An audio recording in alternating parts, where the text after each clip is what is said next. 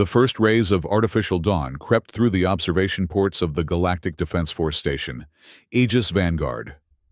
The massive space structure hovered at the edge of the Milky Way, its metallic hull gleaming under the distant starlight. Inside, Battalion Commander Elena Lon Vargas stood at rigid attention, her Earth Marine Corps uniform pressed to perfection, waiting for the inevitable scrutiny. Human Vargas. Administrator Marin Voss's voice carried a hint of disdain as the tall, blue-skinned Pell circled her. Your species has been part of the Galactic Defense Force for precisely 7 years, 3 months, and 16 days. Yet this is the first time one of you has qualified for advanced combat assessment. Lan maintained her forward gaze. Yes, Administrator. Are you aware that this evaluation was designed to eliminate 90% of candidates? The Administrator's 6 fingers tapped a holographic display that hovered between them. Even among established GDF species, with centuries of interstellar military experience. I am aware, Administrator. Voss made a clicking sound with their double-hinged jaw.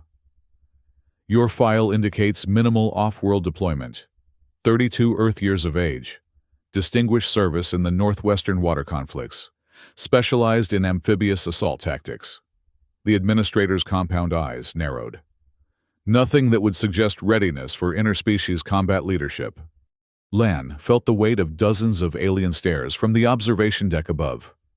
Representatives from 17 different species had gathered to watch the primitive human attempt, what many considered impossible. She had been randomly selected as Earth's sole candidate, or perhaps not so randomly. Some whispered it was a setup to demonstrate human inadequacy. The evaluation lasts 96 Earth hours, Voss continued. You will face environmental extremes, weapons proficiency tests, high-gravity endurance trials, deep space immersion, and psychological stressors. The final phase is a composite battlefield simulation with variables unknown even to me. The Administrator's lips curled. Many candidates don't reach that stage. I understand, Administrator. Do you? Voss leaned closer. Your species relies on technological compensation for your biological limitations. Here, you will be evaluated on your core capabilities. The monitoring bracelet will track your vital signs and performance metrics. They fastened a slim metallic band around Lan's wrist. It will also alert medical personnel if you require emergency extraction. Lan fought the urge to snap back. Earth had fought its way into the GDF through sheer determination, joining the interstellar community despite technological disadvantages. Now, she stood as their representative, ready to prove humanity's worth beyond their supposed primitive status. The evaluation begins in 30 minutes, Voss concluded. Report to Environmental Chamber 1. May your performance bring honor to Earth. As the Administrator walked away, Lan caught sight of her reflection in a nearby panel. Her dark eyes held the same determination they had during the muddy trench warfare of Seattle. Her brown skin bore the scars of real combat, not simulated trials. She straightened her shoulders. These tests might have been designed to crush candidates, but for someone who had survived Earth's last resource war, they might just be a warm-up. The first challenge awaited in a massive spherical chamber lined with shimmering energy fields. 20 other candidates from various species stood at designated positions around the perimeter. Lan recognized a hulking Groth warrior, nearly 9 feet tall with armored plates across its chest, a lithe Tenari assassin whose semi-transparent skin revealed shifting internal organs, and a quadrupedal Tukari scout with sensory appendages that twitched nervously.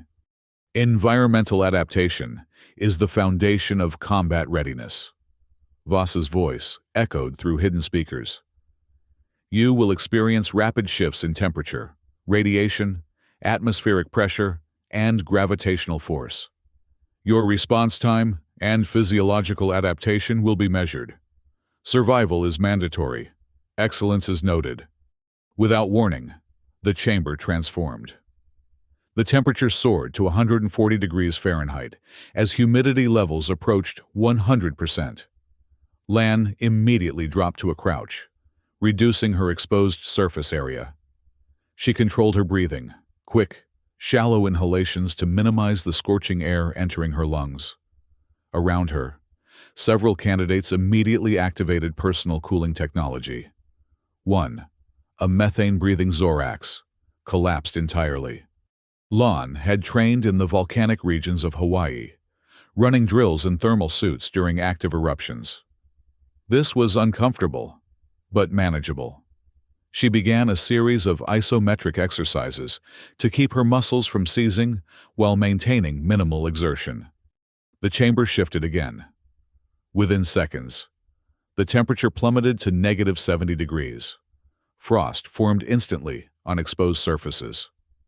Lan immediately began a technique taught by Arctic combat specialists: rapid muscle contractions, directing blood flow to her core while mentally controlling her extremities.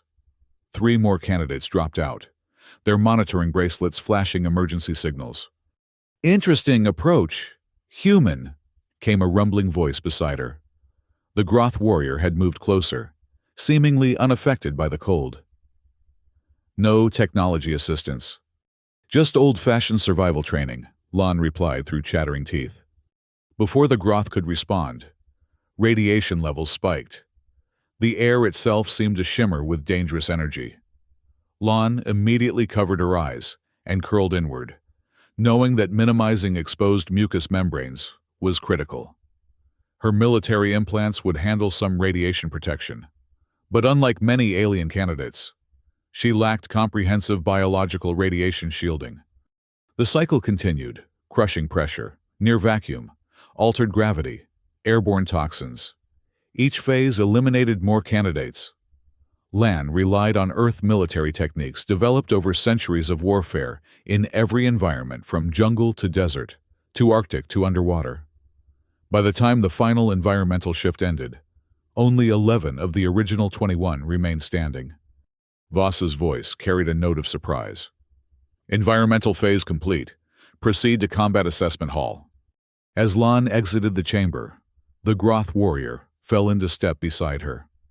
"I am Kiran," it said. "You survived without adaptive technology." "Humans are adaptable by nature," Lan replied. "We evolved on a planet with extreme variations. Yet your species is considered technologically dependent." "We use tools," Lan said with a slight smile. "But we don't forget how to survive without them." The Combat Assessment Hall resembled an ancient gladiatorial arena, with tiered seating surrounding a circular floor that shifted and reconfigured itself. Weapon racks lined the walls, containing devices from across the galaxy: energy projectors, vibration blades, gravitational disruptors, and dozens of unidentifiable objects.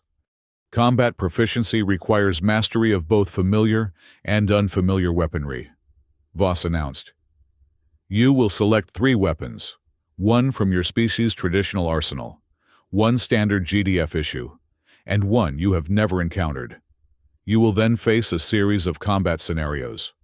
Lan approached the earth weapons rack, selecting a combat knife, simple, reliable, and deadly in trained hands. From the GDF selection, she chose a standard-issue particle disruptor. For her third choice, she studied the alien weapons carefully before selecting a curved, organic-looking device the color of burnt amber. "The Moktal spine," Kiran commented. "A difficult weapon even for those familiar with it." Lan tested its weight. "What does it do?" "It responds to bioelectric impulses, extending metallic filaments that can pierce most materials. But it requires precise neural control." Lan nodded thoughtfully. "So, like a neural whip?" "Approximately," Kiran replied, "though most humans lack the necessary synaptic density to—" Lan squeezed the device, focusing her intention. The spine trembled, then extended a dozen razor-thin filaments that danced and coiled like silver snakes. Several onlookers gasped. "Earth Marines train in neural interface weapons," she explained. retracting the filaments with a thought. Useful for underwater operations where traditional triggers fail. The combat scenarios began with basic target elimination, then progressed to moving targets, multiple opponents, and finally direct combat between candidates. Lan faced a towering Vril warrior with 4 arms, each wielding a different weapon. She relied on speed and precision rather than matching its overwhelming force, using the arena's shifting platforms to gain tactical advantage. When matched against Chiron, she recognized the futility of direct confrontation. The Groth's natural armor could withstand her strongest strikes. Instead, she focused on joint manipulation and leverage points, basic hand-to-hand techniques that worked on almost any bipedal opponent regardless of size. "You fight unexpectedly," Chiron admitted, after Lan had forced them to yield by applying pressure to a nerve cluster beneath their jaw plate. "Humans have been fighting each other for thousands of years," Lan replied, helping the massive warrior up. "We've had time to perfect the basics." The final combat test paired candidates against automated GDF combat drones, programmed with random attack patterns. Lan noticed several candidates struggling with the unpredictability. She approached a Tanari assassin who had sustained minor injuries. "They're programmed for randomness, but their servo motors still have physical limitations," Lan explained. "Watch the slight delay between direction changes. That's your opening." The Tanari, slit, according to their designation, gave Lan a suspicious look. "Why help competition?" "We're all GDF," Lan replied. "Battle isn't about individual glory. It's about collective survival." By the end of the combat assessment, only 8 candidates remained. To Lan's surprise, she had scored in the top 3, alongside Chiron and a Dakari weapons specialist with 4 arms. Administrator Voss made no comment on her performance, but Lan noticed the Pell's compound eyes lingered on her a moment longer than necessary. Proceed to Gravitational Endurance Chamber for high gravity march and deep immersion dive. The Gravitational Endurance Chamber resembled a massive underground cavern with a winding path that spiraled downward. As candidates descended, gravity increased incrementally until reaching 5 times standard Earth gravity at the lowest point. The path then led to a dark liquid pool for the deep immersion test. Many species had evolved on lower gravity worlds, making this challenge particularly brutal for them. Lan, however, had trained extensively in high-G environments, a standard part of Earth's space marine preparation. She maintained a steady pace, adapting her gait and posture to compensate for the crushing weight. Halfway down the spiral, several candidates began to falter. A Tukari scout, Dorn, according to their designation, struggled particularly, their 4 limbs trembling with each step. "Shift your center of gravity lower," Lan advised as she passed, "and synchronize your breathing with your steps." The Tukari gave her a grateful look and adjusted their posture.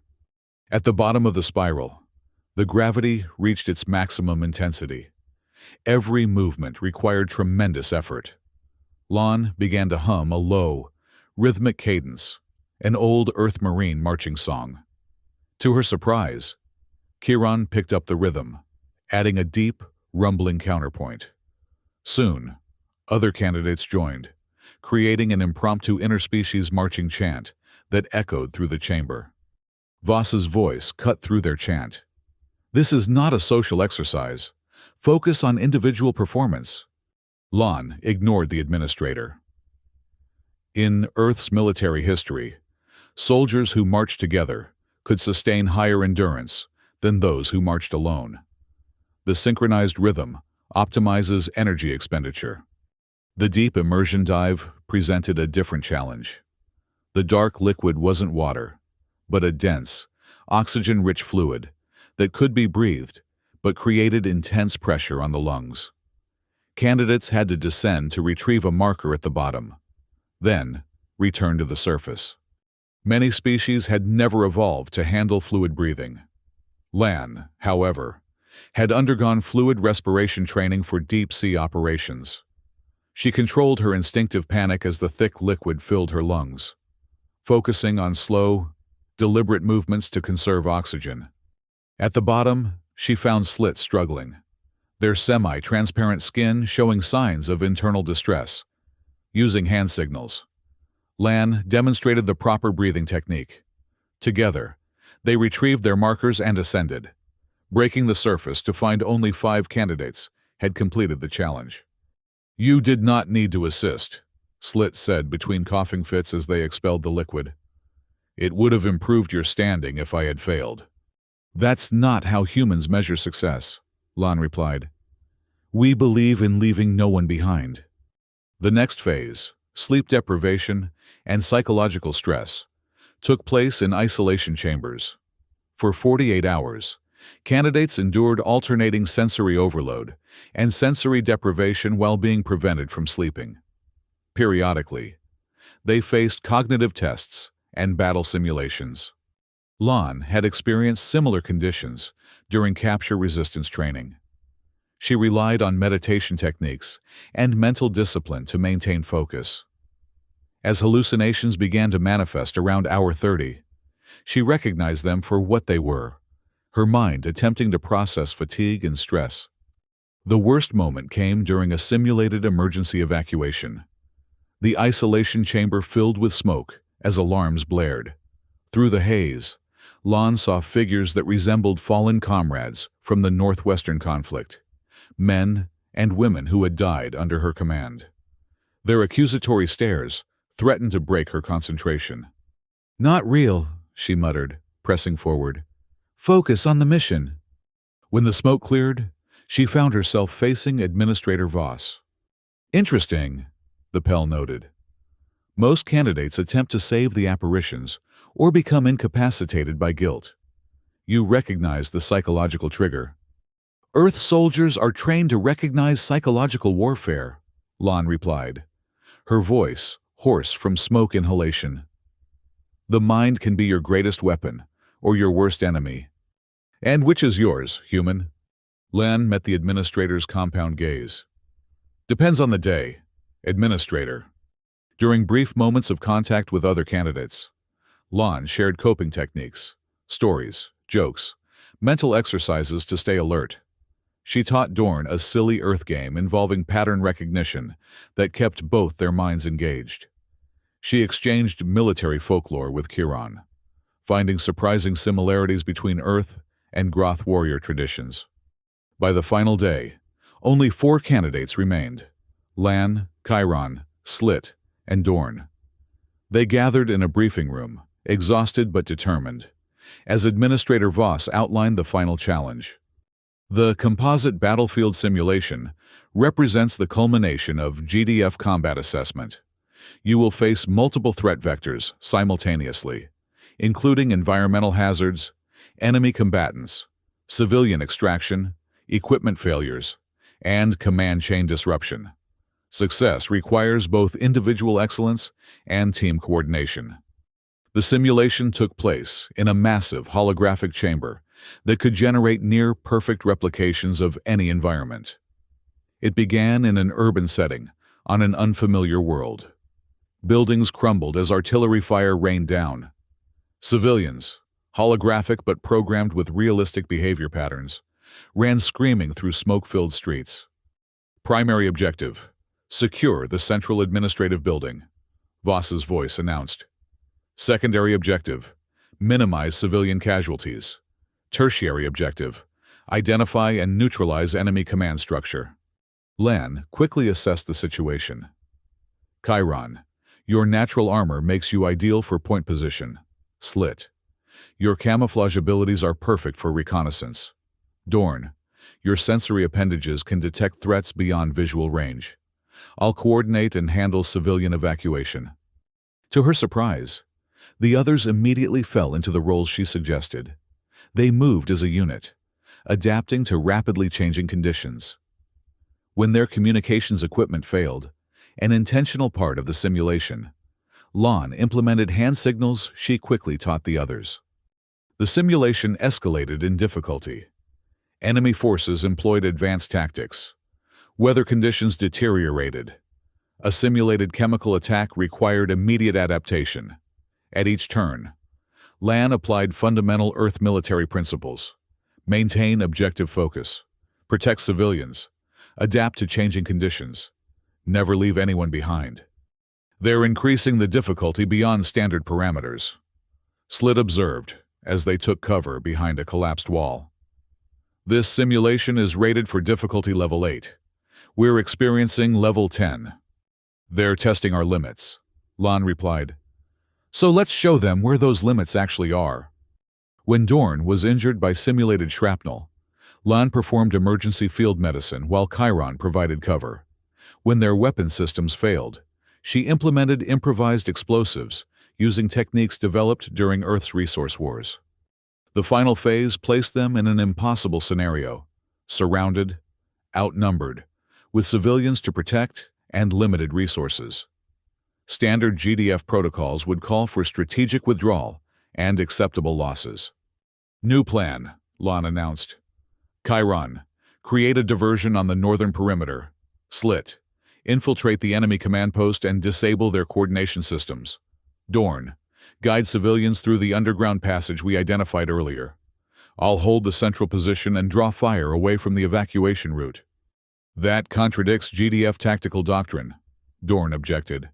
Acceptable loss calculations indicate... Earth doesn't believe in acceptable losses, Lan interrupted. We find another way. The plan worked. Using coordinated precision rather than overwhelming force, they completed all objectives with minimal simulated casualties. As the holographic environment faded, they stood victorious amid the ruins of what had been designed as an unwinnable scenario. Administrator Voss entered the chamber, accompanied by a delegation of senior GDF officials. Their expressions ranged from shock to grudging respect. Simulation complete, Voss announced. All primary, secondary, and tertiary objectives achieved. The administrator consulted their datapad. This is unprecedented at difficulty level 10. One of the officials, a veteran Dakari commander, stepped forward. The human implemented unorthodox tactics that contradicted established GDF doctrine, yet achieved superior results, another official countered. Voss turned to Lan. Explain your approach, Commander Vargas. Lan stood at attention, exhausted but composed. Earth military doctrine evolved through thousands of years of conflict in every conceivable environment. We learned that rigid tactical systems fail when conditions change rapidly. Adaptability, basic combat principles, and unit cohesion are more valuable than any specific technology or doctrine. And your decision to prioritize civilian safety over tactical advantage? A military exists to protect, not just to win, Lan replied.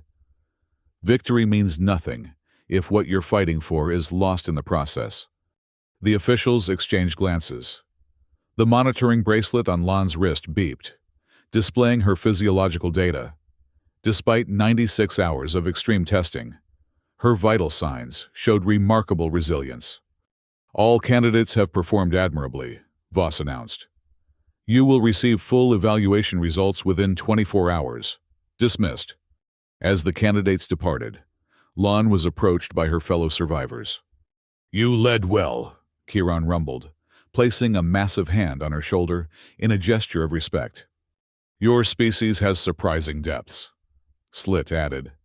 Perhaps the GDF has underestimated humans. Dorn bobbed their sensory appendages in agreement. I would serve under your command again, Human Vargas. Lan smiled tiredly. It was an honor to fight alongside all of you. Whatever the results, we proved something important today. And what is that? Asked Chiron. That different species working together are stronger than any single approach. That's what the GDF should be about. 24 hours later, Lan stood before Administrator Voss and the GDF High Command in their formal chamber. The results had been tabulated, analyzed, and verified multiple times due to their unprecedented nature. Commander Elena Vargas, Voss began, their tone more respectful than before. You have not only completed the GDF combat assessment, but achieved the highest overall score in its history. Your performance in environmental adaptation, weapons proficiency, high gravity endurance, psychological resilience, and battlefield command has established new benchmarks for future candidates. Murmurs spread through the assembled officials. Lan maintained her composure despite her shock.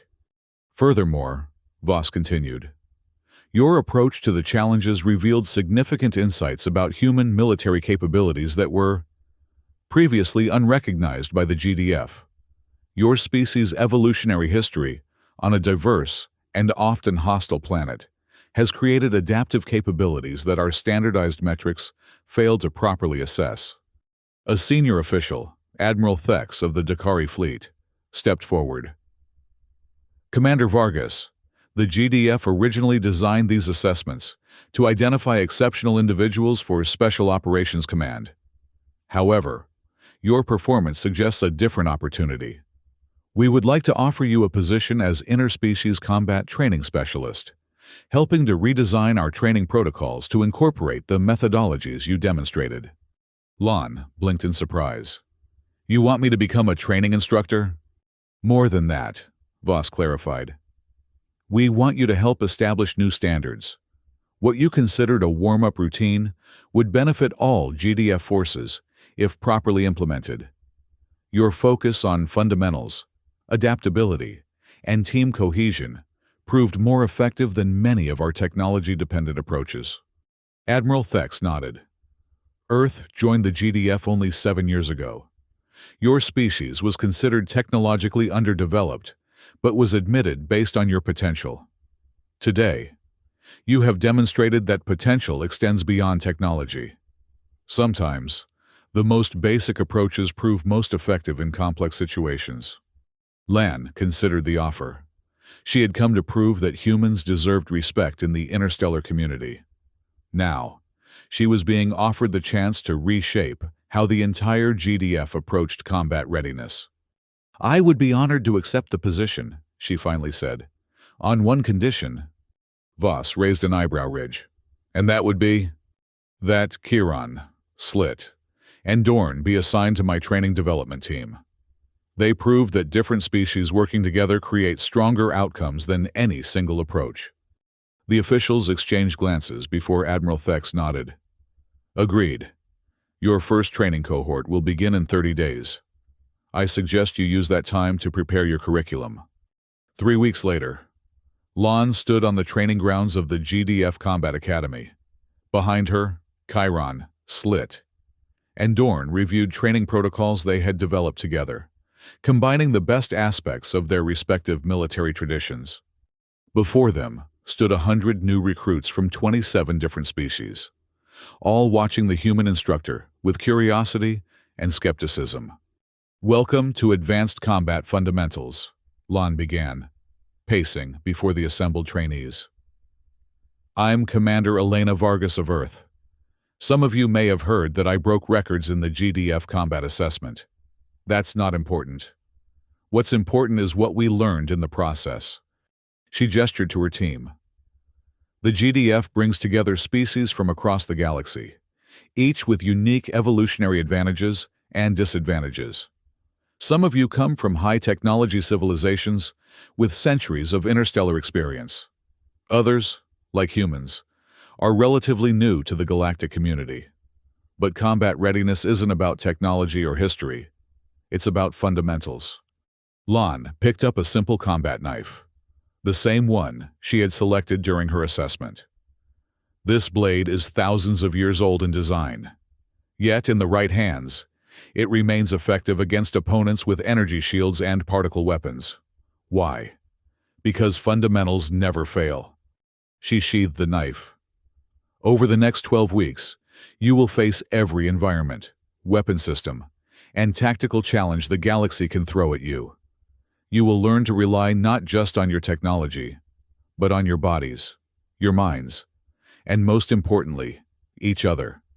A Groth recruit raised a massive hand. Is it true you completed the high-gravity march while singing?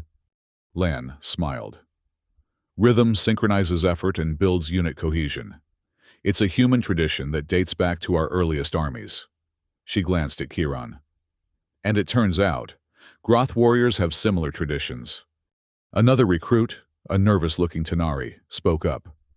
I heard the final simulation was set to impossible difficulty. Nothing is impossible when a diverse team works together, Lon replied. Each species brings unique strengths. Together, we compensate for individual weaknesses. She walked along the front line of recruits, making eye contact with each one. The tests you'll face might seem designed to break you. The GDF originally created them to find our limits.